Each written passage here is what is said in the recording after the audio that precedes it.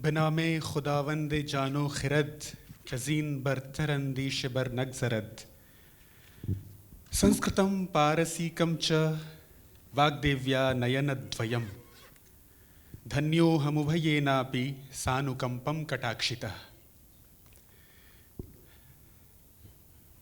संस्कृत सामान्यतया बहुत ही उच्च कुलीन लोगों की भाषा मानी जाती रही है और एक इज्तिनाब देखा जाता रहा है या उसके बारे में कहा जाता रहा है कि वो जो आम्मे मर्दुम है उससे उसका वो मुजतनिब रही है। लेकिन वो तस्वीर का एक पहलू है, शायद वो सही भी हो। संस्कृत का अपने जो होमोजीनस लैंग्वेजेस हैं, जो कॉग्नेट ट्रेडिशंस है, उससे भी बहुत ज़्यादा नज़दीकी रही है और इसमें इसके बहुत से शवाहिद हैं हमें उपलब्ध होते हैं। जैसे एक संस्कृत का कवि कहता है कि यावनी पावनी भाषा, जो यवन भाषा है वो पावन करने वाली भाषा है, अगर आप उसको पढ़ेंगे तो आप पवित्र होंगे। या कोई कहता है कि संस्कृतम पारसीकम च वाग्देव्या नयनद्वयम, सरस्वती की दो आँखें हैं, एक संस्कृत है अगर तो दूसरी फारसी भी है। संस्कृत वाग्देवी सरस्वती आपको पूरी तरह से देखे, इसके लिए आपको आवश्यक है कि आप दोनों परंपराओं को ध्यान में रखें। संस्कृत और फारसी की परंपराएं बहुत महत्वपूर्ण इसलिए हैं हमारे लिए क्योंकि वो हमारी आजकल की ज़बानों के असास में हैं, वो उनके लिए बेस क्रिएट करती हैं। अगर उसको हमें अच्छी तरह से जानना हो तो हम उसको जाने बिना, इन दोनों ज़बानों को जाने बिना हम हिंदी को, उर्दू को या आजकल की ज़बानों को अच्छी तरह से नहीं जान सकते।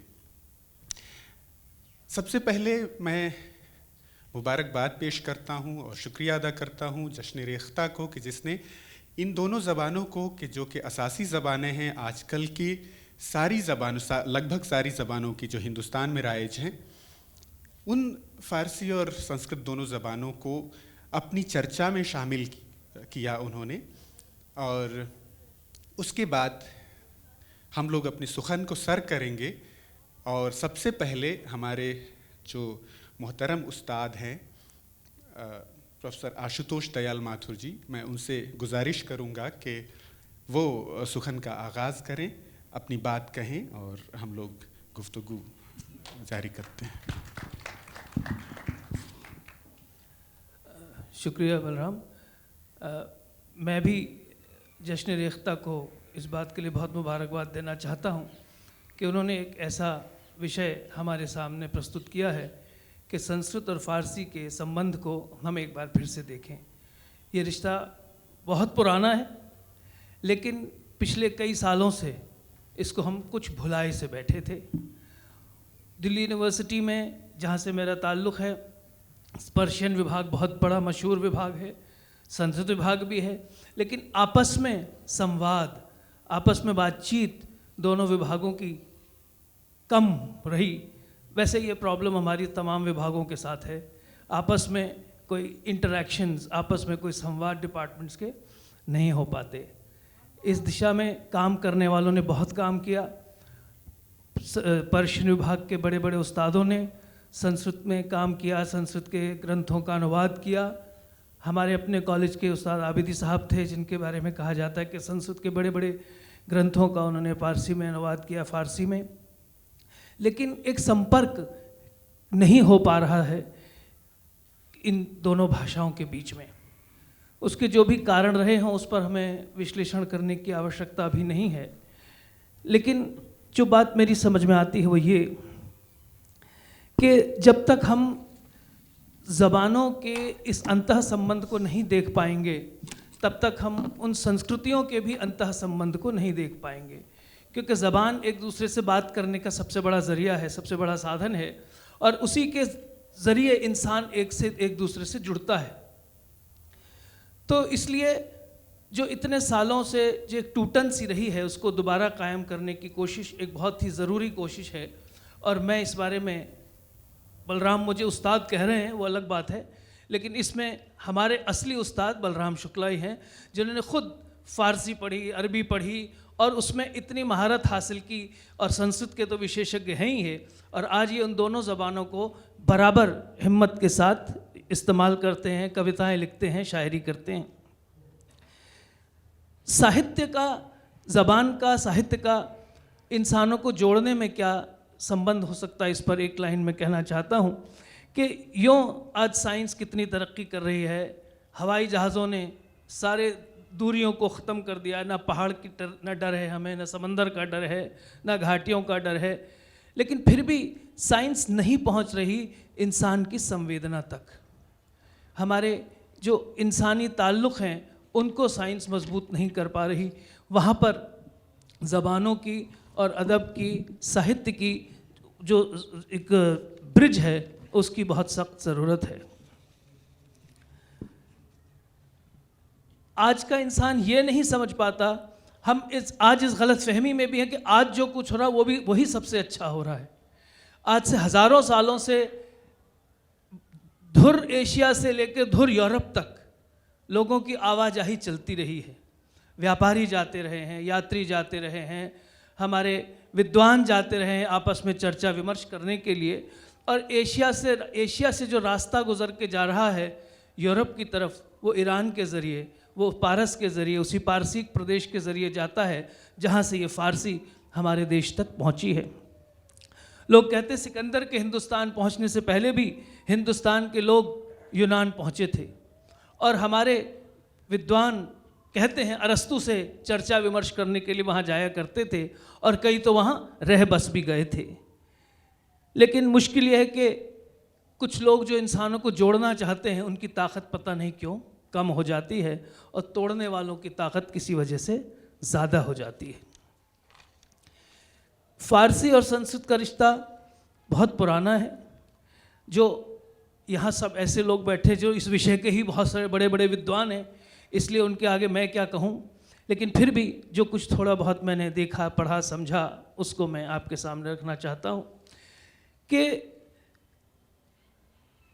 हिंदुस्तान की ख़बरें सारी दुनिया में जब फैल रही थीं तो पश्चिम एशिया, ईरान, उधर के लोग भी इधर की तरफ बहुत अट्रैक्ट हुए, और बहुत पुराने समय में, लगभग 6ठी शताब्दी में ही वहाँ के ईरान के शासक अनुशीरवान ने अपने एक बुर्ज़ोई नाम के एक विद्वान को भारत भेजा, अपने वज़ीर को ढूंढने। तो वो एक संजीवनी बूटी आए थे, कहते हैं कि कोई ऐसी बूटी जिससे इंसान कभी मरेगा नहीं, अमर हो जाएगा। लेकिन जब बुर्ज़ोई हिंदुस्तान पहुँचे तो उन्हें बताया गया कि ऐसी तो कोई बूटी दरअसल होती नहीं, हाँ हमारे यहाँ एक किताब ज़रूर है, पंचतंत्र। आप उस पंचतंत्र को ले जाइए, जो राजा पंचतंत्र को पढ़ेगा और जो राजा पंचतंत्र के हिसाब से अपना राज्य चलाएगा, उसका राज्य ज़रूर अमर हो जाएगा। तो बुर्ज़ोई ने यहाँ पंडितों की मदद से, संस्कृत के विद्वानों की मदद से उसका पंचतंत्र का अनुवाद किया, और वो एक बहुत ही महत्वपूर्ण परिवर्तन, एक पूरा नया, एक नए युग का कहना चाहिए प्रवर्तन उससे हुआ, क्योंकि उस पंचतंत्र ने फिर पूरे उस इलाके में धूम मचाई, और अरबी, सीरियाई आदि अनेक भाषाओं में उसका अनुवाद हुआ। फ़ारसी में भी उसके कई बार तर्जुमे हुए। एक 12वीं शताब्दी में हम सुनते हैं मुल्ला नसरुल्लाह मुंशी का एक फ़ारसी का अनुवाद जो पंचतंत्र का हुआ, वो उस समय के लिए फ़ारसी ज़बान के भी साहित्यिक जो स्वरूप था उसका एक नया युग उसने प्रवर्तित किया, और फ़ारसी ज़बान को भी एक साहित्यिक भाषा के रूप में उस क्षेत्र में प्रवृत्त करने में, शुरू करने में उसका बड़ा महत्वपूर्ण हाथ रहा है। हिंदुस्तान में आने वाले वहाँ के बादशाहों ने, उधर से आने वाले बहुत सारे बादशाहों ने, मुग़लों को तो इस बात का श्रेय दिया जाता है कि उन्होंने संस्कृत और फ़ारसी को बहुत करीब लाने की कोशिश की, लेकिन उससे पहले के भी बहुत से बादशाहों की कहानियाँ हमें मिलती हैं जिन्होंने संस्कृत और फ़ारसी को जोड़ने का प्रयास किया, और संस्कृत के ग्रंथों का फ़ारसी में अनुवाद करने का सिलसिला काफ़ी पहले से शुरू हुआ है। अमीर खुसरो के बारे में कहा जाता है कि उन्होंने नूह सिफ़र नाम के अपने ग्रंथ में संस्कृत की बड़ी चर्चा की है। तुगलक वंश के बहुत से बादशाहों ने संस्कृत के ग्रंथों का फ़ारसी में अनुवाद करवाया। फिरोज शाह तुगलक के बारे में है कि उन्होंने संस्कृत के कई ग्रंथों का अनुवाद फारसी में करवाया। उसमें ख़ास तौर पे बृहद संहिता का नाम आता है जिसने, और उन्होंने खुद दलाइल फिरोज शाही नाम से एक ज्योतिष का ग्रंथ भी उस ज़माने में लिखवाया।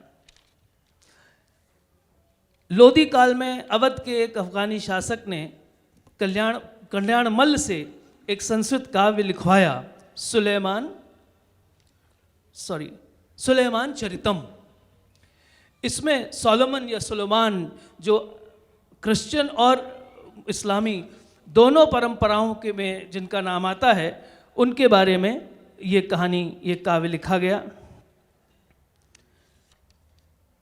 मुगलों से पहले कश्मीर में ही ज़ैनुल आबदीन ने संस्कृत और पारसी के विद्वानों को एक मंच पर लाकर काफ़ी संस्कृत और फारसी को मिलवाया। कल्हड़ की राजतरंगिणी का अनुवाद फारसी में करवाया। ये अनुवाद की प्रक्रिया फारसी से संस्कृत की ओर तो चली, संस्कृत के ग्रंथों का फारसी में अनुवाद हुआ, फारसी के भी एक आध ग्रंथ का अनुवाद उन्होंने करवाया, यूसुफ और जुलेखा नाम के ग्रंथ का। हाँ, तो कथा कौतुकम नाम। मुगलों के समय ये प्रक्रिया बहुत प्रबल हुई, ये सब लोग जानते हैं। उससे पहले दक्षिण में गोलकोंडा में कुतुब शाही वंश के में भी इस ग्रंथ को फारसी में अनुवाद कराने की एक अच्छी परंपरा रही। मुगलों के समय में बहुत से संस्कृत के मूल संस्कृत ग्रंथ लिखे गए, जिसके बारे में मैं थोड़ा सा कहना चाहता हूँ। अकबर के ज़माने में अकबर शाही श्रृंगार दर्पण, अकबर शाही श्रृंगार दर्पण एक ग्रंथ लिखा गया।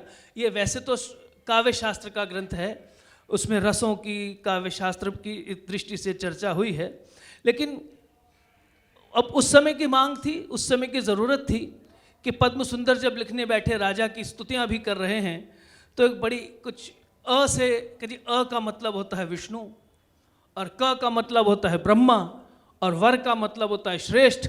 तो जो ब्रह्मा और विष्णु से भी श्रेष्ठ हैं वो अकबर है। तो इस तरह से निर्वचन वो अपनी तरफ से कर रहे हैं, लेकिन क्योंकि उन्हें बादशाह का संरक्षण चाहिए तो ये सब तो शायद करना पड़ेगा। बाबर के वंश के बारे में, वो चागताई वंश जो गंगा की तरह पवित्र है, और दुनिया के बादशाहों में रत्न है बाबर, और तो दुनिया तमाम बादशाहों को चाहिए कि उनकी पूजा करें। ऐसे ही एक और गुजरात के एक जैन विद्वान साधु रहे शांति चंद्र, उनका एक ग्रंथ मिलता है कृपा रसकोश। इसमें भी अकबर के पूरे ख़ानदान का इतिहास लिखा हुआ है, काबुल शहर का वर्णन है। लेकिन आलोचकों ने ये बताया कि जो वर्णन करते हैं, चाहे राजाओं का वर्णन करें, चाहे शहरों का वर्णन करें, वो ज़्यादातर संस्कृत काव्य शास्त्र के अनुरूप उसका वर्णन होता है। उसमें अगर आप सोचें कि मुझे कहीं हिस्ट्री मिल जाए, उसमें मुझको ख़ास उस राजा के बारे में, उस शहर के बारे में ख़ास जानकारी मिल जाए, वो ज़रा कम होते हुए एक ट्रेडिशनल पारंपरिक सा वर्णन अधिक करने की कोशिश करते हैं। हाँ, जो प्राचीन संस्कृत काव्य परंपरा है उसी के अनुसार वो अपने ग्रंथ लिखते रहे।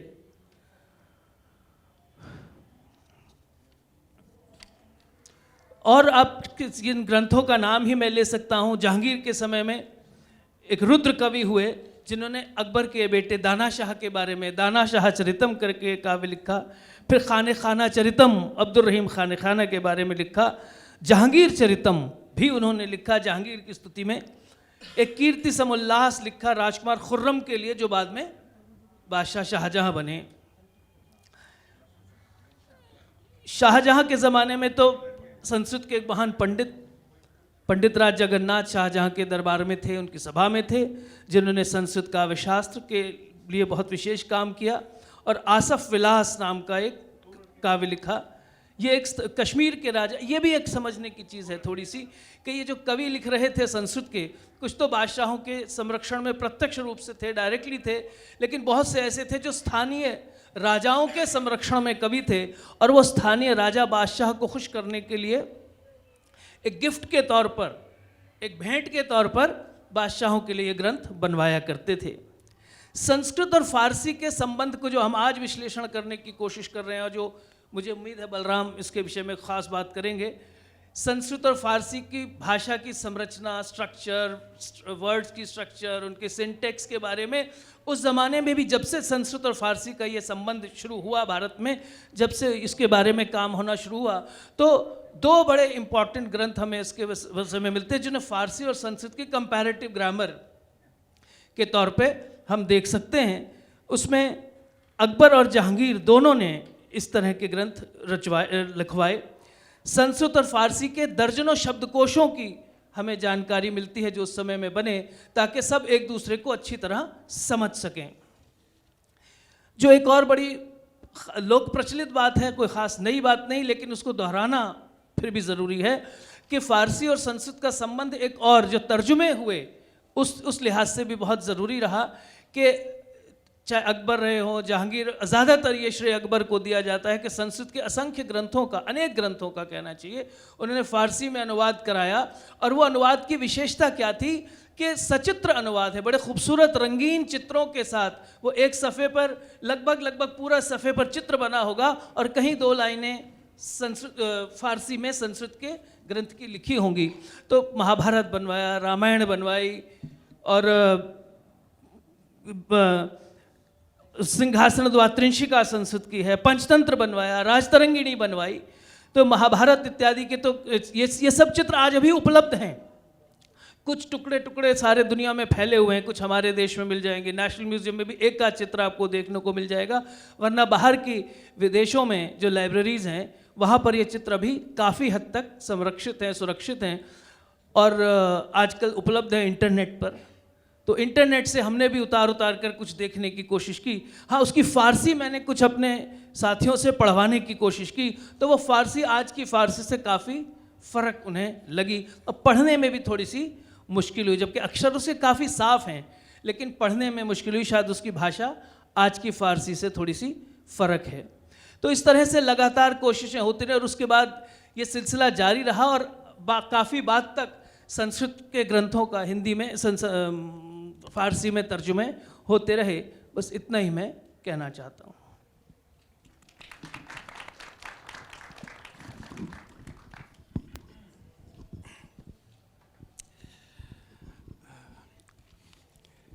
फ़ारसी और संस्कृत के हवाले से उसकी इश्तराकात और उसके जो मुमासिलत है, उसके हवाले से जब हम बात करते हैं, और जब हम फ़ारसी या संस्कृत दोनों भाषाओं को एक साथ पढ़ते हैं या देखते हैं, तो सबसे जिस महत्वपूर्ण बिंदु पर हमारी नज़र जाके टिकती है वो उनकी संरचना की एकता पर टिकती है। उनमें जो स्ट्रक्चरल सिमिलैरिटी है वो बहुत ही शिगुफ्तंगेज़ है। कितनी ज़्यादा नज़दीकी इन दोनों भाषाओं में है, और उसी के नाते हम आज इन दोनों भाषाओं पर चर्चा करने के लिए उपस्थित हुए हैं। तो हमारी बातों की जो ज़ाविये हैं वो अनुवाद पर भी हैं, वो काव्य शास्त्र पर भी हैं। तो सर ने अभी तराजिम पर बात की, हेगड़े साहब जो हैं वो जो शेरियात है उस पर बात करेंगे। मेरी जो नौबत है वो ख़ास तौर पर इस ज़ाविये को देखना है कि जो स्ट्रक्चरल सिमिलैरिटी है, जो नज़दीकियां हैं, उसमें संरचनात्मक एकता है, वो कितने हद तक है और क्यों है। इसी बात से ये हमारी जो हम चर्चा करने आए हुए हैं फ़िलहाल, तो सबसे पहले सवाल ये उठता है कि ये उर्दू के जश्न में संस्कृत और फ़ारसी की बातें क्यों हो रही हैं। ख़ासकर उर्दू के हवाले से, उर्दू हमेशा से एक सियासत का शिकार रही है, और वो उसको बेगाना करके देखने की एक षड्यंत्र जिसको कह सकते हैं वो हमेशा से रहा है। उसको हमेशा एक ख़ारिजी ज़बान के तौर पे कुछ लोग उसको ज़बरदस्ती पेश करते हैं, जो कि वास्तविकता नहीं है। और उसके पक्ष में हम तर्क क्या देंगे? उसके पक्ष में हमारा सबसे बड़ा तर्क ये है कि आप हिंदी और उर्दू में तफ़रक़ा जो करते हैं वो किस असास पर करते हैं, किस बेस पर करते हैं। तो ज़्यादा से ज़्यादा लोग ये बता सकते हैं कि दोनों का स्केलेटन जो है, दोनों की संरचना तो एक है, लेकिन दोनों में जो लेक्सिस है, जो शब्दावली है, अल्फाज हैं, उनमें फ़र्क है। तो जैसे हिंदी और उर्दू में जो पार्थक्य किया जाता है, जो लाइन ऑफ डिस्टिंक्शन है, वो ज़्यादा से ज़्यादा ये कहा जा सकता है कि उर्दू जो है वो फ़ारसी और अरबी शब्दावली से भरी हुई है और हिंदी जो है वो संस्कृत की शब्दावली से भरी हुई है। तो इस चर्चा का बहुत महत्वपूर्ण उद्देश्य ये है कि जिस बेस पर हम उर्दू और हिंदी को या उर्दू को दीगर हिंदुस्तानी ज़बानों से मुख्तलिफ या अलहदा मानने की ओर राग़िब होते हैं, वो असास ही ठीक नहीं है, क्योंकि संस्कृत और फ़ारसी दोनों ज़बानें जो हैं वो एक परिवार की हैं, एक तरह की ज़बानें हैं। अगर हम थोड़ा सा उसको ध्यान से देखें, थोड़ा सा हम तारीख़ी नज़रिया रखें या थोड़ा सा लिसानियात को ध्यान में रखें, लिंग्विस्टिक्स की दृष्टि से देखें, तो हम देखेंगे कि इतनी नज़दीकी है दोनों में। तो इस चर्चा का सबसे महत्वपूर्ण उद्देश्य ये है कि वो भाषा जो 100% पूरी तरह से हिंदुस्तानी है, हो सकता है कि उर्दू को बहुत सारे लोग दुख्तरे ज़ेबाए ज़बान फ़ारसी कहते हैं, फ़ारसी भाषा की सुंदर सी पुत्री, और उसमें भी गलती नहीं है, वो फ़ारसी ने उसको आरास्ता और पैरास्ता किया है, ये बात सही है। लेकिन उर्दू का जो स्केलेटन है, उर्दू की जो संरचना है, वो वही संरचना है जो कि हिंदी ने पाई है शौरसेनी अपभ्रंश से, शौरसेनी प्राकृत से। तो शौरसेनी प्राकृत जिसका स्केलेटन है, जिसकी संरचना है, और उस पे जो रंग रोगन लगा हुआ है वो फ़ारसी का लगा हुआ है। तो संस्कृत और फ़ारसी जो है, दोनों की चीज़ें एक साथ लेने से शीरो शकर की तरह वो एक और ज़्यादा मकबूलियत की हामिल है। और उर्दू की अवाम में इतनी ज़्यादा पजीराई और पजीरिश जो है, उसका कारण यही है कि उसने जो अनासिर लिए हैं, जो तत्व ग्रहण किए हैं उसने, वो किससे ग्रहण किए हैं? उसके मूल में संस्कृत है। हम संस्कृत इसलिए कह रहे हैं, वस्तुतः तो अपभ्रंश इत्यादि भाषाएं हैं, लेकिन उन भाषाओं के मूल में भी संस्कृत है, इसलिए हम बार बार संस्कृत की बात कर रहे हैं। और वो जो दूसरी ज़बान है वो अरबी, तुर्की इत्यादि भी हम देखते हैं डायरेक्टली उर्दू में नहीं आए हैं, वो फ़ारसी की चाशनी में छन करके आए हैं। वो तराकीब जो उसके हैं, उसकी तरकीबें हैं, कंपाउंड्स हैं जो अरबी के, वो फ़ारसी तरकीबों में मिल करके आए हैं। तो उर्दू की उसलूब जो है वो जब शक्ल ले पाई, जिस नाते शक्ल ले पाई, जिस फ़ारसी के नाते, वो फ़ारसी भी बहुत नज़दीक है हमारी ज़बानों से।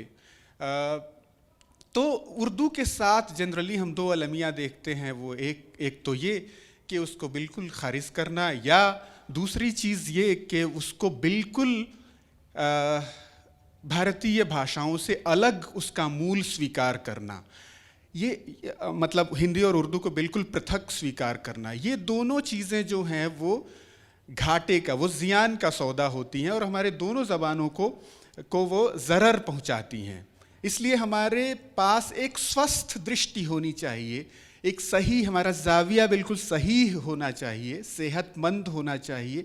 और वो सेहतमंद ज़ाविया ये है कि वो जिस भाषा के नाते, जिसके अनासिर को ग्रहण करने के कारण फ़ारसी को आप बेगाना समझ रहे हैं, वो ज़बान ही बेगानी नहीं है, वो चीज़ ही कोई मुख्तलिफ नहीं है। तो इस पे हम कुछ चर्चा करेंगे। और जैसे हम जब भी उर्दू को अलग करने की कोशिश करते हैं, हमारी ज़बान ये गवाही देती है कि उर्दू जो है वो मुख्तलिफ नहीं है।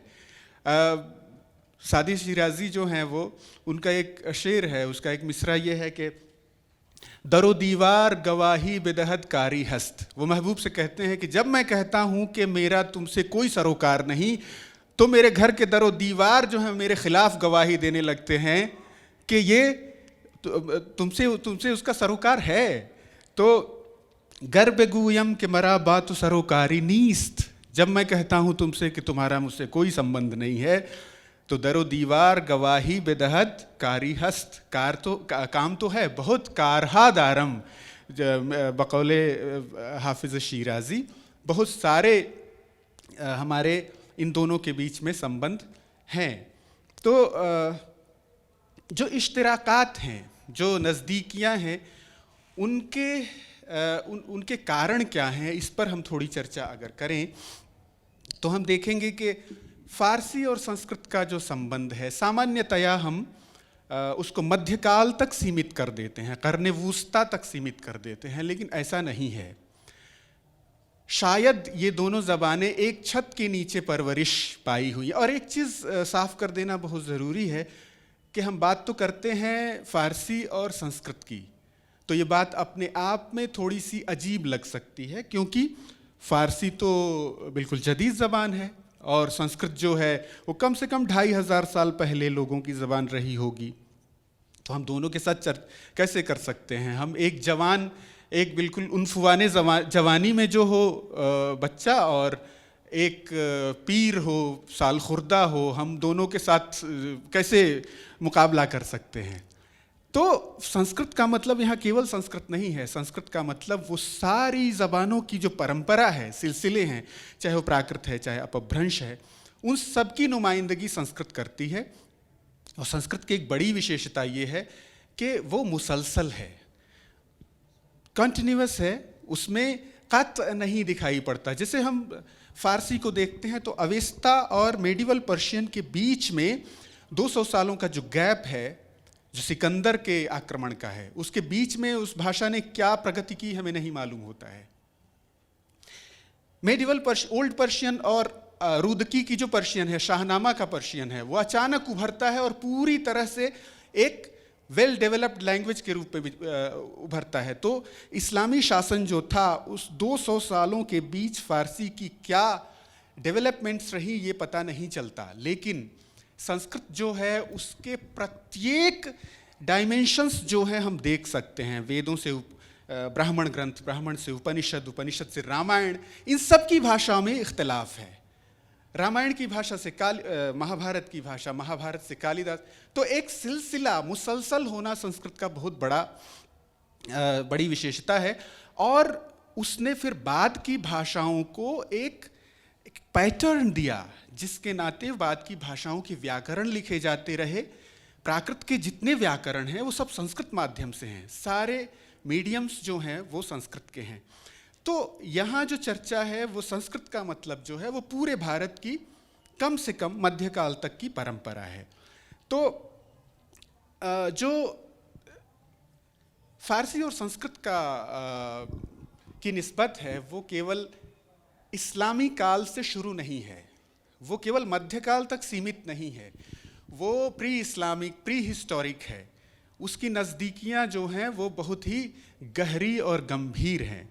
तो हम जानते हैं कि अगर ईरान को दो हिस्सों में बांटें, पूरब और पश्चिम, तो पूर्वी हिस्से में जो है जो ज़बान बोली जाती थी बैक्ट्रियन, या जो गाथन अवेस्ता कही जाती थी, उसका संस्कृत के साथ इतनी ज़्यादा नज़दीकी है कि हम लोग कोर्स में पढ़ाते भी हैं। अगर थोड़े से फोनेटिक चेंजेस को हम कर दें तो गाथा जो है, जो अवेस्ता की गाथा है, वो संस्कृत के मंत्रों में कन्वर्ट हो सकती है। संस्कृत के मंत्र जो हैं वो अवेस्ता की गाथाओं में कन्वर्ट हो सकते हैं।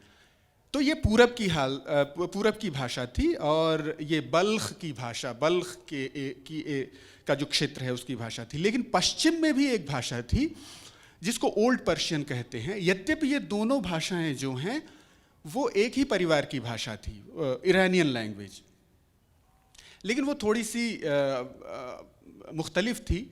और जैसा कि मैंने कहा कि बीच में ब्रीचेस बहुत ज़्यादा हैं, इसलिए हमें नहीं पता कि अवेस्ता से सीधे जो भाषा बनी वो भाषा कौन सी थी। शायद अवेस्ता किसी फर्जंद को नहीं ला सकी दुनिया में, लेकिन ओल्ड पर्शियन जो है वो पहलवी और बाद में आधुनिक फ़ारसी के रूप में, फ़ारसी जदीद के रूप में वो डेवलप हुई। तो लेकिन जो आधुनिक फ़ारसी है उसमें सारी भाषाओं के तत्व हमें मिलते हैं, उसमें अवेस्ता के बहुत सारे तत्व मिलते हैं। इसके नाते वो संस्कृत के बहुत ज़्यादा नज़दीक है। उसका सारा सिंटैक्स जो है, उसकी ख़ास तौर पे जो फेल हैं, अफ़आल हैं, जो क्रियाएं हैं, वर्बल रूट्स हैं, वो संस्कृत से बहुत ज़्यादा मिलती जुलती हैं। तो एक वर्बल रूट्स होते हैं कॉन्जुगेशंस, और दूसरे जो हैं वो जो शब्द होते हैं वर्बल डेरिवेटिव्स होते हैं। तो आप देखें, किसी भी ज़बान को अगर आपको पहचानना होगा तो वर्बल कॉन्जुगेशन से पहचानेंगे, वर्बल डेरिवेटिव्स से नहीं पहचानेंगे, क्योंकि जो ट्रैफिकिंग होती है शब्दों की वो वर्बल डेरिवेटिव्स की होती है, वर्बल कॉन्जुगेशंस यानी वर्बल रूट्स की नहीं हो सकती। उदाहरण के लिए उर्दू और हिंदी के क्रियापदों पर अगर आप ध्यान दें तो उसमें लगभग 100% समानता मिलेगी। उर्दू के एक दो बहुत सारे शब्द आपको अरबी और फारसी से मिल सकते हैं, लेकिन क्रियापद जो हैं आपको फारसी के नहीं मिलेंगे। तो आप एक दो, जैसे गर्दानना, मैं तुमको कुछ नहीं गर्दानता, एक क्रिया, एक या दो क्रिया ऐसी मिल सकती है जो सीधे फारसी से आई हो, नहीं तो सारी क्रियाएं जो हैं वो वही हैं जो संस्कृत से प्राकृत से अपभ्रंश और उससे हिंदी उर्दू वगैरह में आई हैं।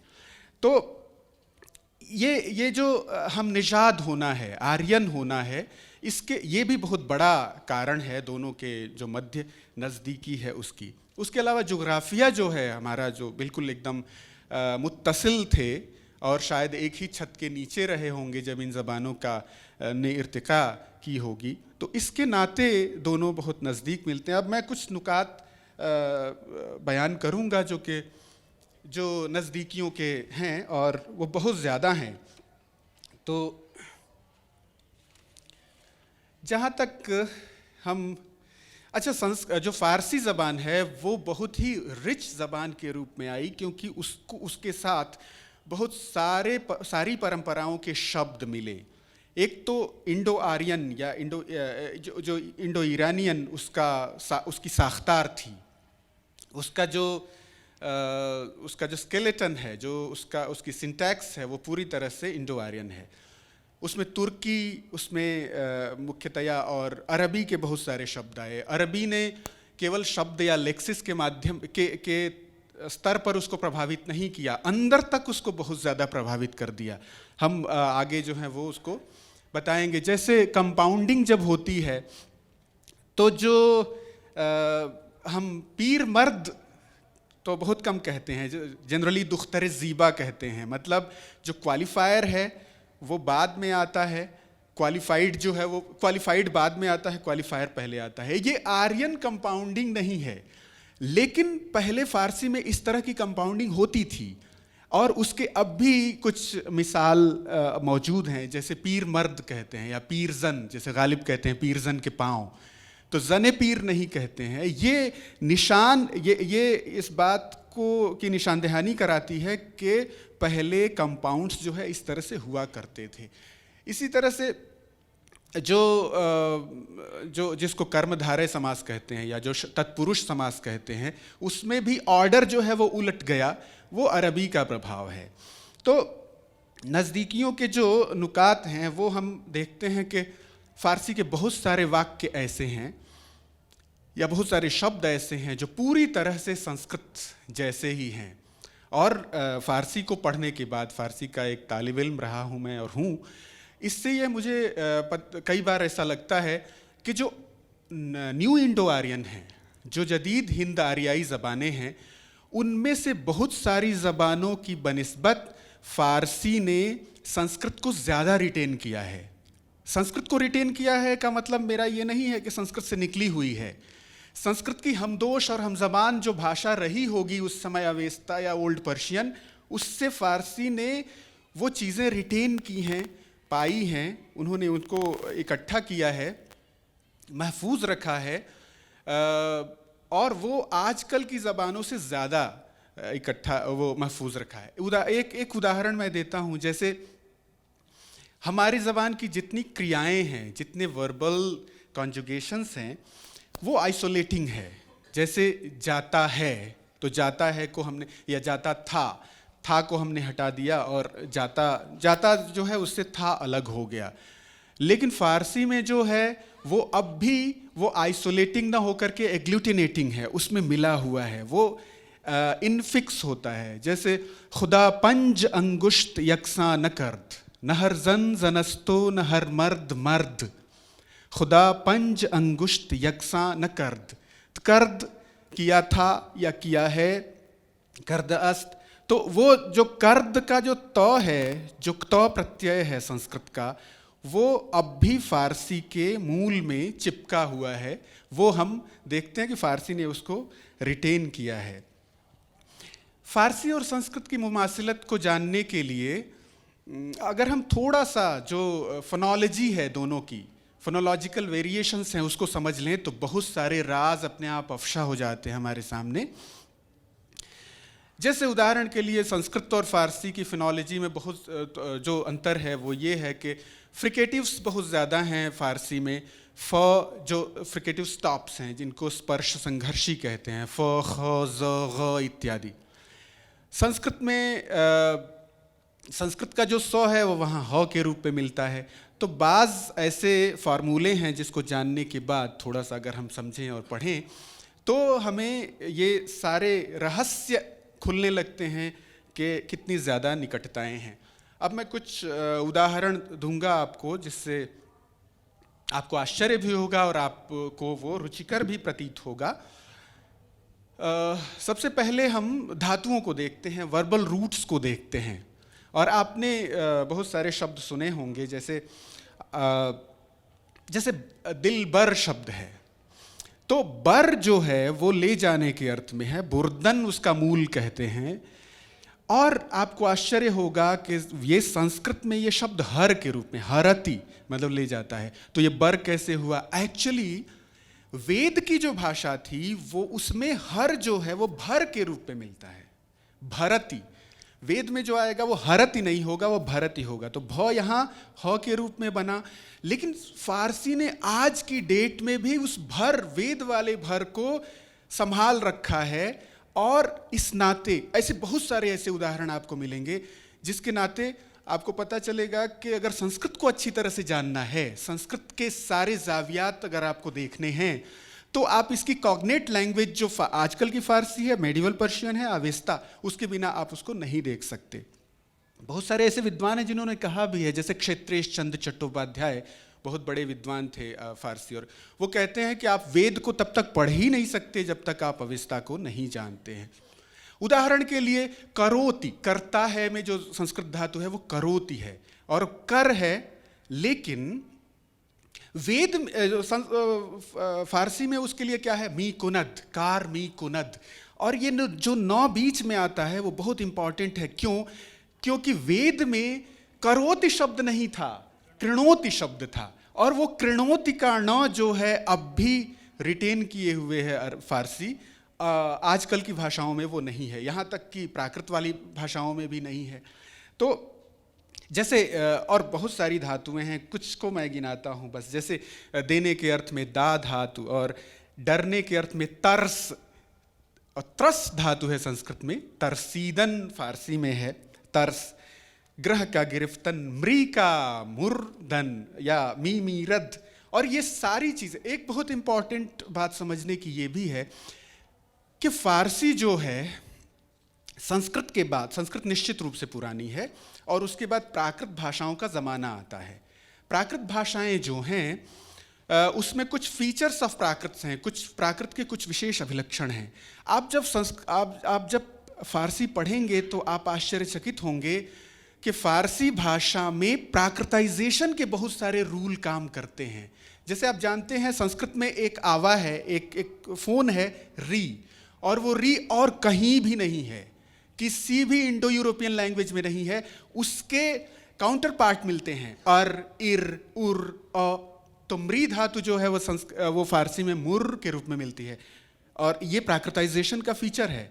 मी मीरम, मी मीरद मरता है, मुर्द मर गया, तो एक जगह ईर हो रहा है, एक जगह उर हो रहा है। ये प्राकृताइजेशन का, तो कहने का मतलब है संस्कृत और उसकी सारी कॉग्नेट लैंग्वेजेस के साथ अगर हम फारसी को पढ़ें तो फारसी का बहुत ज़्यादा लाभ होने वाला है। और केवल फारसी का ही नहीं, ये एक तरफा बात नहीं है। संस्कृत को वास्तविक रूप से हमें समझना है तो हमें फारसी और उसके प्राचीन भाषाओं को समझना बहुत ज़रूरी है। तो लिस्ट बहुत बड़ी है, मैं उसकी चर्चा नहीं करूंगा। जैसे धार, दारम बहुत ज़्यादा प्रयोग होता है, ऑक्सिलरी वर्ब के रूप में फारसी में प्रयोग होता है, वो संस्कृत में धार धातु है।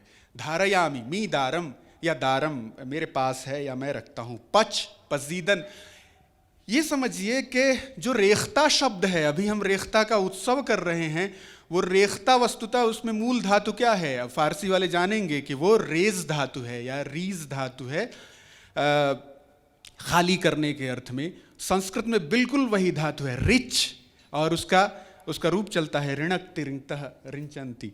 तो रिच जो है वो रिज के रूप में आया हुआ है फारसी में। तो हम और उर्दू में भी वही चीज़ें आई। तो उर्दू में बहुत सारी ऐसी चीज़ें प्रयुक्त होती हैं जिसको हमें लगता है, हमें ज़ाहिरन लगता है कि वो बहुत अलग होंगी, लेकिन अगर थोड़ी सी हम इस विषय में ध्यान दें कि दोनों भाषाओं के मूल को अगर हम समझें तो नज़दीक। जैसे जार्ज पंजुम हम कहें, अगर हमको लगता है पंजुम जो है वो ये पता नहीं क्या बोल रहा है, उर्दू जैसा कुछ, उर्दू आमेजिश कर रहा है, लेकिन वस्तुतः वो पंचम ही है जो संस्कृत का पंचम है। तो धातुओं के अलावा जैसे क्रोश धातु है खरोश के रूप में, अर्ह धातु है अर्ज, मी अर्जम योग्य होना, अर्ह धातु संस्कृत में उसी तरह से है। मी वर्जम वर्त धातु है, बरतना वर्ज उसका रूप। जैसा कि मैंने पहले बताया कि फारसी में फ्रिकेटिव्स बहुत ज़्यादा हैं संस्कृत की अपेक्षा, तो वो सब फ्रिकेशन का जो रूल है वो काम कर रहा है। धम जो है, दम, शुभ दम, हम दम, दम जो क्या है वो संस्कृत में धम धातु है, धमति मतलब फूंकता है, फूंकना। मी दमद शुभ, शुभ मी दमद, सुबह उग रहा है, हो रहा है, और इसी अर्थ में संस्कृत में भी प्रयोग होते हैं। तो धातुओं की बात, जो रूट, लैंग्वेजेस की रूट के बारे में चर्चा हुई, और ये जो लिस्ट है वो बहुत लंबी चौड़ी है। अभी मैं ईरान गया था तो वहाँ 5 वॉल्यूम्स में एक बहुत ही पुरअर्जिश किताब छपी है, फरहंगे रीश शनासी ज़बान फ़ारसी, यानी एटिमोलॉजिकल डिक्शनरी ऑफ पर्शियन लैंग्वेज, और उसमें सैकड़ों शब्द ऐसे हैं जो संस्कृत से संबंध रखते हैं, सैकड़ों ऐसे हैं जो प्राकृत से संबंध रखते हैं, बहुत सारे न्यू इंडो आर्यन से संबंध रखते हैं, और वो जब उर्दू में आते हैं तो हम अपनी नादानी ही कहेंगे, नादानी के नाते हम उनको अलग मान लेते हैं, जबकि वो अलग बिल्कुल नहीं है। जो हमरेशा ज़बानें होती हैं, उन ज़बानों में जो अल्फाज होते हैं वो नज़दीक होते हैं बहुत ज़्यादा, और जो लिसानियात के माहिर हैं वो बताते हैं कि कुछ नुक्तों में नज़दीकियाँ होती हैं, जैसे संबंधवाचक शब्द वो नज़दीक होते हैं। जैसे आप संबंधवाचक शब्दों को आप देखें, मादर, पिदर, बरादर, खाहर, खाहर वही है जो संस्कृत का स्वसर है, पुत्र या पितृ से पिसर बना हुआ है, तो और र जो है वो सौ और र में कन्वर्ट हो जाता है संस्कृत। इसीलिए मित्र शब्द जो है वो मिस्र बना, और मिस्र मिहिर बना, और मेहर संस्कृत में, फारसी में जो है वो मेहर, उर्दू मेहर जो है वो सूर्यवाचक है, और जब ये संस्कृत में आता है तो मिहिर बन जाता है। तो ये चीज़ जो है वो फारसी से आई हुई है, जो वराह मिहिर हम कहते हैं, तो वो मिहिर सूर्यवाचक जो शब्द है वो पर्शियनाइज्ड संस्कृत है। तो ये अब मित्र जो है वो वेद में आता है। ऐसे ही चित्र शब्द देखिए कितना इंपॉर्टेंट है, चित्रम देवानाम उदगादनीकम, वेद में एक मंत्र है। चित्र का मतलब क्या है? आधुनिक संस्कृत में चित्र का मतलब पिक्चर या चित्र का मतलब आश्चर्यजनक, लेकिन वेद में चित्र का मतलब चेहरा होता है। और चित्र वस्तुतः चिस्र बना, चिस्र जो है वो चिस्र और चेहर बना, इसलिए उस्ताद जानते हैं मीनू चेहर या मनु चेहर, चेहर शब्द भी चेहरा के अर्थ में आता है, और उससे हमें पता चलता है कि वेद में के मंत्र में जो चित्र शब्द है वो चेहरे के अर्थ में है। इसके अलावा हमारी जो शुमारिश है, हमारे संख्यावाचक शब्द हैं वो 1 2 3 4 1 2 से 4, वहाँ भी देखिए त्रि जो है वो से में बदल गया है। मैंने बताया तो और रो का संयोग जहाँ क्लस्टर्ड साउंड आते हैं वो 100 में बदल जाते हैं।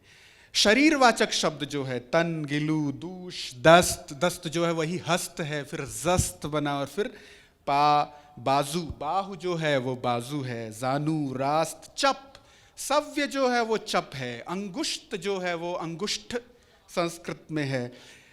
पालतू जानवरों से संबंधित जो हैं गाव, अस्ब, मीश, मुर्ग, सिगाल, खुराकों से संबंधित जौ, गंदुम वगैरह वगैरह, रोज़मर्रा की नज़दीक या तबीयत जो है, खुर्शीद एक्चुअली खुर है।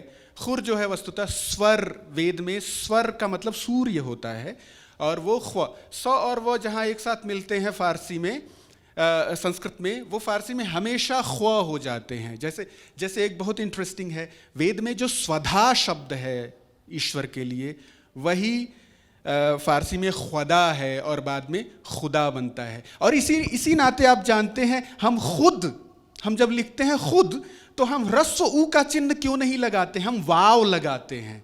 मौलाना की पुरानी तसनीफात में आप देखें, अद के साथ वो ख्वद को का तुक बिठाते हैं, तो अद के साथ खुद नहीं हो सकता, अद के साथ ख्वद हो सकता है। इसका मतलब खुद का पुराना उच्चारण ख्वद रहा है, और ख्वद वस्तुतः स्व से संबंधित है।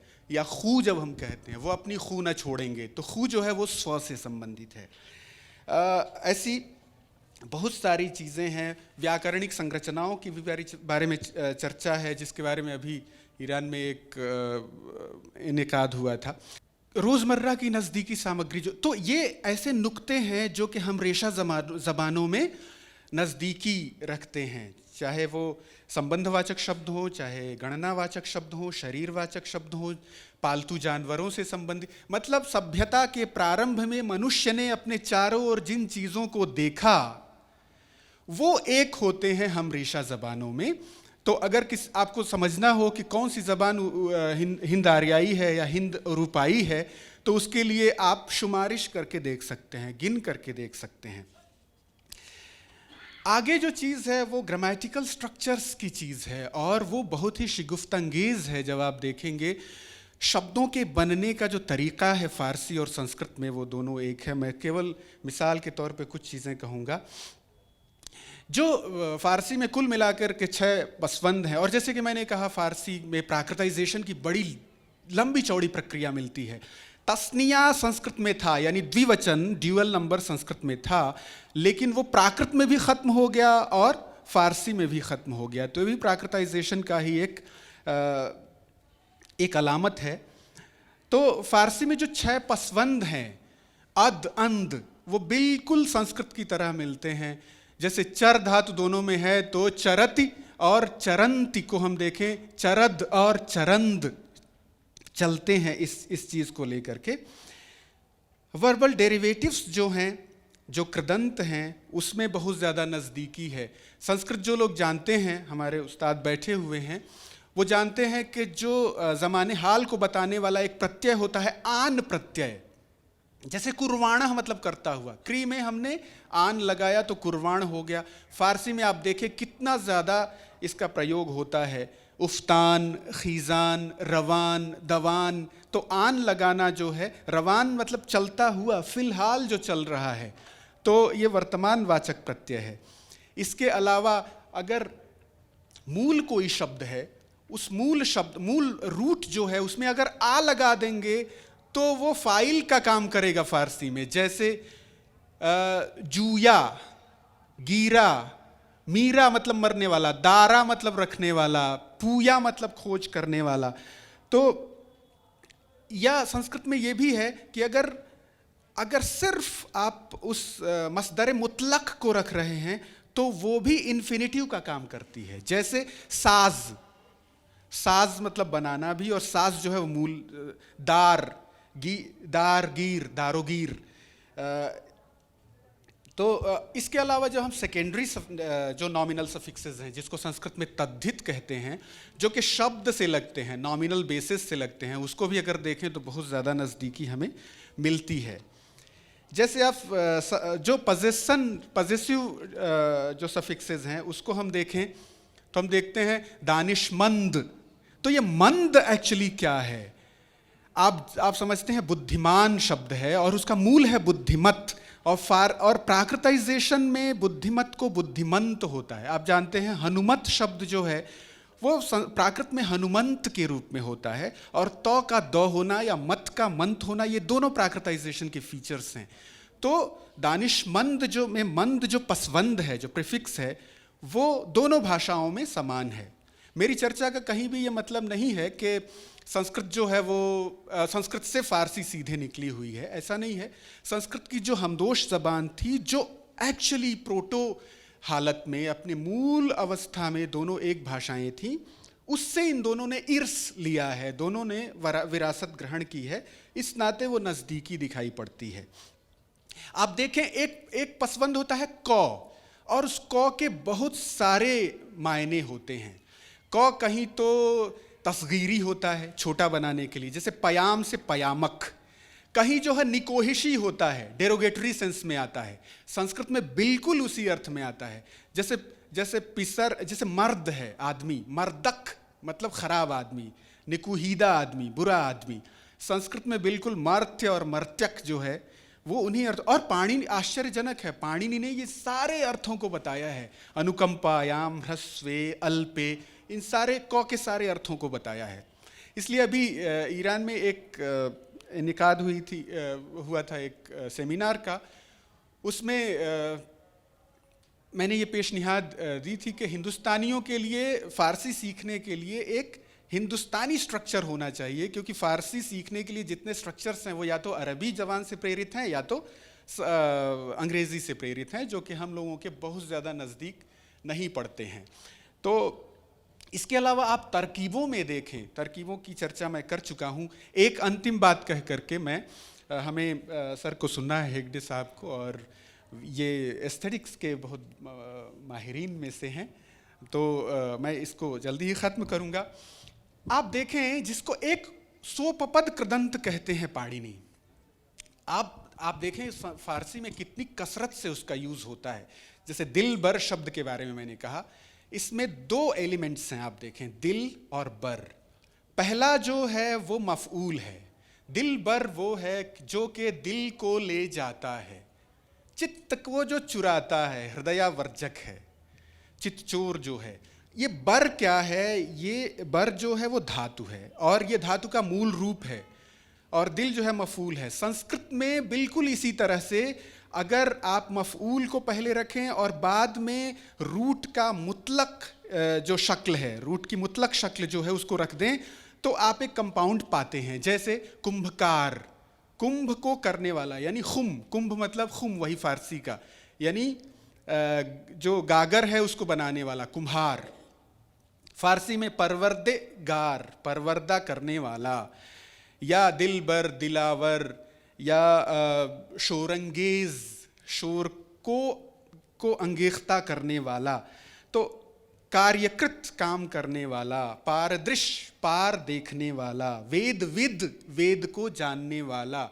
तो इस तरह की चीज़ें आप, जैसे माहीगीर, तीरंदाज, जहानाफरीन, या कूज़गर, कुंभकार, आप बार बार देखते हैं कि इतनी ज़्यादा निकटता इन दोनों भाषाओं में हर लेवल पे हो, चाहे सिंटैक्स हो, चाहे मॉर्फोलॉजी हो, चाहे सिमेंटिक्स हो। और एस्थेटिक्स के बारे में सर चर्चा करेंगे ही। तो फ़ारसी और संस्कृत की जो नज़दीकियां हैं, उसमें दो बहुत इम्पॉर्टेंट बातें निकल करके आनी चाहिए। वो एक ये कि जब हम फ़ारसी को संस्कृत के पस मंज़र में रख करके पढ़ते हैं, तो फ़ारसी की हमारे साथ जो नज़दीकी है वो हमें हमारे सामने वो प्रकट होती है। और जिसके नाते आप जानते हैं कि प्रेम क्यों होता है, तो उपनिषद बताते हैं अपने से प्रेम होता है, दूसरे से हमेशा डर लगता है। द्वितीया द्वै भयम भवति, डर हमेशा दूसरे से लगता है। मौलाना कहते हैं, एक बहुत सुंदर सी अपने शेर में कहते हैं कि गुफ्तम इश्क मनस चीज़ दिगर मी तरसम। इश्क से मैंने कहा कि मुझे दूसरी चीज़ से बहुत डर लगता है, मुझे बेगानगी से डर लगता है। तो इश्क ने कहा परेशान मत हो, गुफ्त आन चीज़ दिगर नीस्त दिगर हीच मगू। जिस चीज़ को तुम दूसरा समझ करके उससे डर रहे हो, उससे भाग रहे हो, उससे इख्तिलाफ़ की कोशिश कर रहे हो, वो एक्चुअली वो चीज़ बिल्कुल है, वो चीज़ दूसरी है ही नहीं जिसको तुम दूसरा समझ रहे हो। तो इसी तरह से फ़ारसी को हम दूसरा न समझें, और फ़ारसी में जो आई हुई बातें हैं, जो अल्फाज हैं, वो दूसरे नहीं हैं। तो संस्कृत और फ़ारसी दोनों के लाभ होने का प्रबल संभावना है। और मैं गुजारिश करता हूँ हेगड़े साहब से बात करने के लिए, वो अपनी बात रखें। गनी कश्मीरी का शेर है।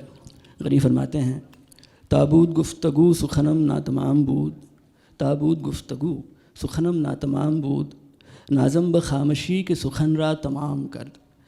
तो यहाँ गुलाम भाई हैं, आशुतोष सर हैं। जब इन्होंने गुलफजानी की है तो मैं जसरत कर रहा हूँ कि मैं कुछ अर्ज़ करूँ। दरअसल रेख्ता की जानिब से जब मुझे बताया गया कि रेख्ता 2018 में फ़ारसी और संस्कृत को लेकर गुफ्तगू होने जा रही है और इसमें मुझे हाज़िर रहना है, तो मुझे ख़्याल गुज़रा कि ग़ालिबन महज़ क़हतुर्रिजाल के बाइस मुझे मदऊ किया जा रहा है। फिर मुझसे कहा गया कि यहाँ बिरादर अज़ीज़ जनाब डॉक्टर बलराम शुक्र साहब हैं, आली जनाब आशुतोष माथुर साहब हैं। तो फिर मैंने शिकायत की कि जब दो ऐसे जयद आलिम हों तो मुझे हेच मत आका यहाँ पर क्या काम। लेकिन रेख्ता वालों ने नहीं माना, मुसिर रहे। लिहाजा इस इल्मी नशिस्त में इन बुज़ुर्गों के सामने, इन उलमा के सामने मैं अपने जहल को आश्कारा करने जा रहा हूँ। बक रहा हूँ जुनून में क्या क्या कुछ न समझे खुदा करे कोई। तो ख़वातीन व हज़रात, आज की जो नशिस्त है, आज का जो उन्वान है इस गुफ्तगू का, वो बहुत दिलचस्प है। अगर आप गौर करेंगे, संस्कृत और फ़ारसी एक घर के दो दरवाज़े। तो मैं समझता हूँ कि यहाँ पर दो चीज़ें मलफूज हैं, संस्कृत और फ़ारसी, और एक ख़ास चीज़ है, वो मुशार है, मरमूज़ है। जब हम मस्कन के बारे में सुनते हैं तो हमारा जो जहन है वो मुंतकिल होता है साकिन की तरफ। जब हम मकान का जिक्र करते हैं तो हम फ़ौरन ये सोचते हैं कि उसमें मकीन कौन है। तो साहिबान, एक सवाल ज़हन में उभरता है, जिस घर के दो दरवाज़े हैं, फ़ारसी और संस्कृत, उस घर में रहता कौन है? तो जवाब यही है, उस घर में ज़बान रेख्ता रहता है। ये उर्दू का घर है जिसके दो दरवाज़े हैं, संस्कृत और फ़ारसी। और मैं समझता हूँ कि ये वक्त की सितम ज़रीफ़ी है कि रफ्ता रफ्ता ये बात फरामोश हो चुकी है कि इस घर में एक और दरवाज़ा भी है। एक ज़माने से इस घर में जो आमद रफ्त है, जो दुखूल व खुरूज है, वो सिर्फ़ एक ही दरवाज़े से होती आ रही है, फ़ारसी वाले दरवाज़े से। संस्कृत का जो दरवाज़ा है वो है भी या नहीं, अब वो मशकूक बात है। और इसके लिए ज़िम्मेदार ज़बान उर्दू नहीं, ज़बान रेख्ता नहीं। मैं समझता हूँ, खाकम दहन मैं अर्ज़ करूँगा कि इसके लिए ज़िम्मेदार वो हैं जो उर्दू के बुज़ुर्ग नक़्क़ाद थे, शुअरा थे, उलमा थे, कि उन्होंने संस्कृत को अपनी नज़र इल्तिफ़ात से नवाजा नहीं, वो मुतवज्जे रहे फ़ारसी की तरफ। मिसाल के तौर पर जनाब इमदान इनाम असर साहब जो हैं मरहूम, उनसे एक तसनीफ़ मशहूर है, काशिफ़ुल हक़ाइक़। तो काशिफ़ुल हक़ाइक़ में असर साहब एक कामूसी रंग अख्तियार करते हैं और बहुत सी ज़बानों का जिक्र करते हैं, अरबी, फ़ारसी, संस्कृत, यूनानी, अंग्रेज़ी। जब वो उर्दू पर गुफ्तगू करते हैं तो फरमाते हैं कि चूँकि उर्दू फ़ारसी का ततब्बो है, लिहाजा उर्दू और फ़ारसी शायरों को एक साथ रखा जाएगा। फिर वो एक बात कहते हैं जो मैं समझता हूँ बहुत अहम है। वो ये फरमाते हैं कि उर्दू में जो मकामी ज़बान है संस्कृत, उसके जो असनाफ़ सुखन हैं, ख़ास तौर पर संस्कृत ड्रामा, ये आ नहीं पाए, इसका शमूल हो नहीं सका, और जिसके लिए वो कहते हैं कि उर्दू इस सिंह से महरूम रह गई।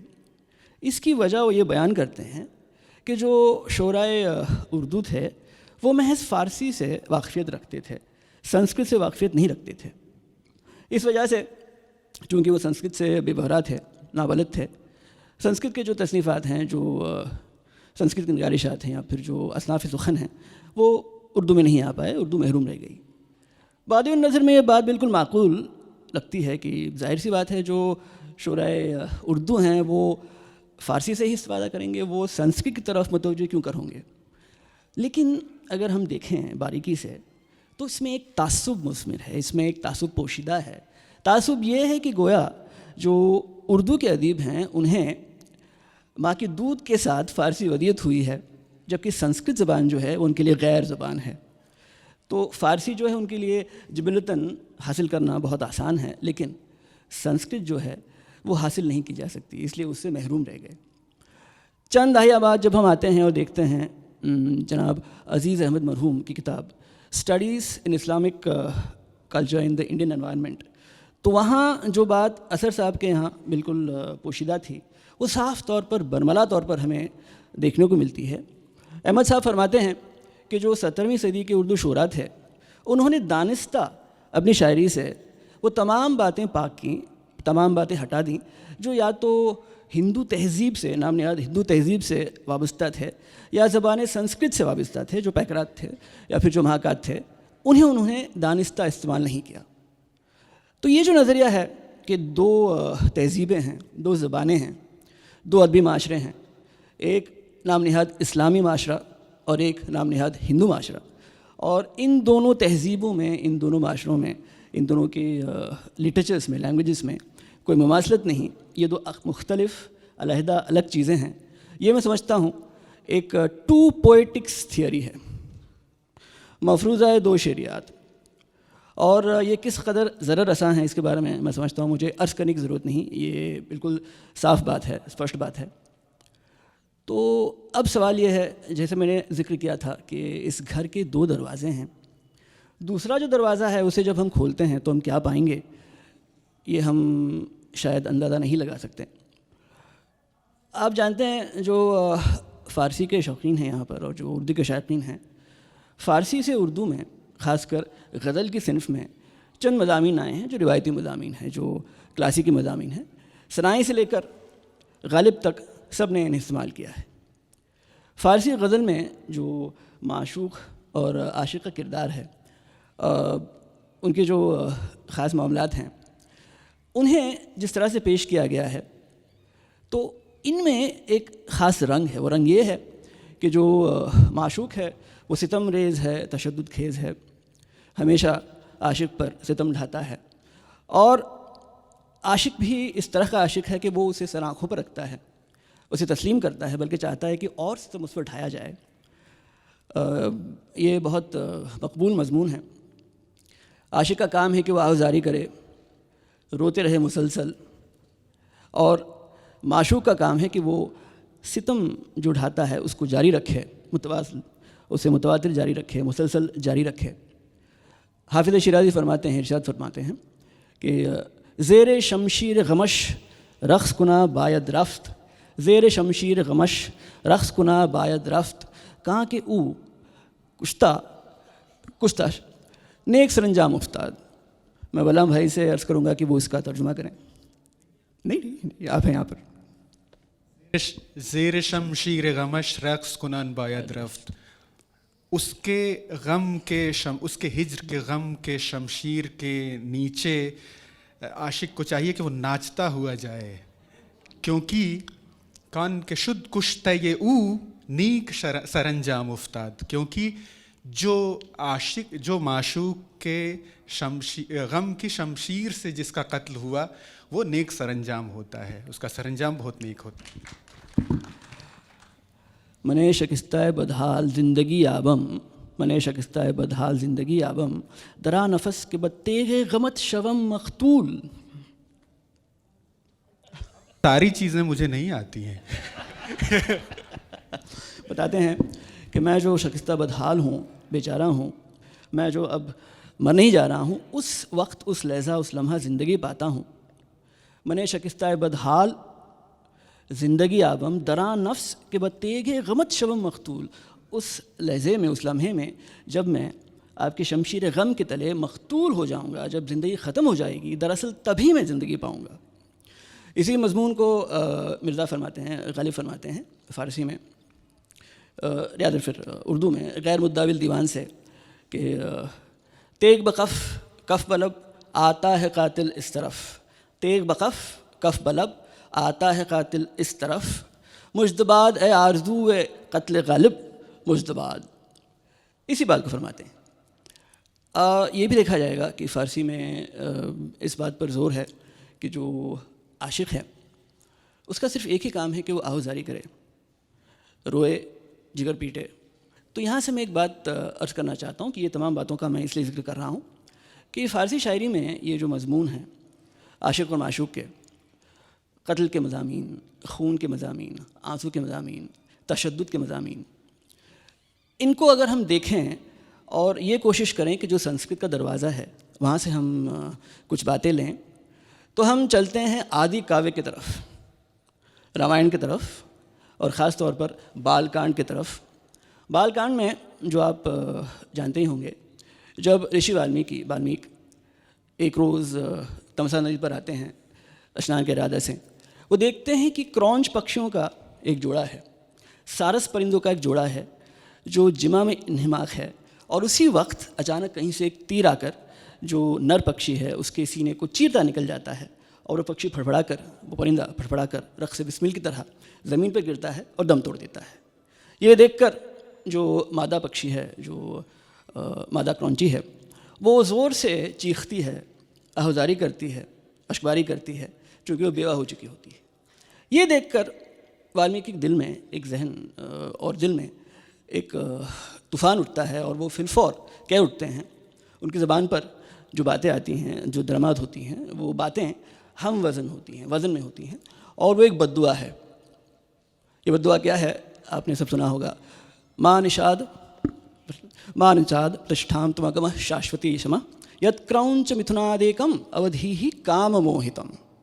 ये बलराम भाई आपके लिए तर्जुमा करेंगे, ये तो आप जानते ही हैं। उन्होंने शाप देते हुए कहा कि हे निषाद, तुम शाश्वती ही समाह, बहुत अनंत वर्षों तक प्रतिष्ठा को प्राप्त न हो, दिलाराम न पाओ, क्योंकि तुमने क्रौंच मिथुनादेकम, इन पक्षी के जोड़ों में से एक को अवधि ही तुमने मार डाला, जो कि काम मोहित थे, जो परस्पर प्रेम का व्यवहार कर रहे थे। तो यहाँ हम देखते हैं वो तमाम तर बातें हैं, वो अनासिर हैं, खून, आंसू, कत्ल, सयाद, तीर, तशद्दुद, ये जो बातें हैं करुण रस में जो डूबी हुई बातें हैं, ये इब्तिदा में संस्कृत काव्य की जो इब्तिदा है, अगरचे संस्कृत में चीज़ों का जो अनादि और अनंत कहा जाता है चीज़ों को, अगर आप देखने जाएँ तो किसी ख़ास चीज़ को कि वो कहाँ से इब्तिदा होती है तो उसका पता नहीं, लेकिन संस्कृत अदब, संस्कृत काव्य की जो इब्तिदा है वो क्रौंच वध से है। तो इब्तिदा में जो बातें कही गई हैं वो करुण रस पर, रौद्र रस पर मुनहसर हैं, लेकिन संस्कृत शायरी में जो रसराज है वो करुण नहीं है, वो श्रृंगार रस है। जो आदि काव्य में बात कही गई थी काव्य के बारे में, उसकी पैरवी संस्कृत के कवि नहीं कर पाए, ये फ़ारसी और उर्दू कवि ने किया है। जो अगरचे उर्दू से उर्दू, जो एक उर्दू की दुल्हन है, उसका जो तन है, उसका जो कारबुद है वो ईरानी है, लेकिन उसकी जो रूह है वो हिंदुस्तानी, खासकर करुण रस से सरशार है। और इस करुण रस को हम हर मेजर फ़ारसी और उर्दू शायर में देखते हैं। जैसे मैंने अर्ज़ किया, सनाई से लेकर जब हम ग़ालिब तक आते हैं, उन सभी ने इस पर गौर किया है। और भी बहुत सी बातें थीं, वक्त की किल्लत है इसलिए मैं आपके सामने अर्ज़ नहीं कर पा रहा हूँ। तो मैं बहुत शुक्रगुज़ार हूँ रेख्ता का, उन्होंने मुझे यहाँ पर मदऊ किया, आप साहिबान का, जिन्होंने मेरी बात सुनी। और मैं ख़त्म करना चाहूँगा इस शेर पर। गालिब मिर्ज़ा फरमाते हैं, दरेगा के कामुलब अस्कार मांद, सुखन हाय ना गुफ्ता बिसियार मांद।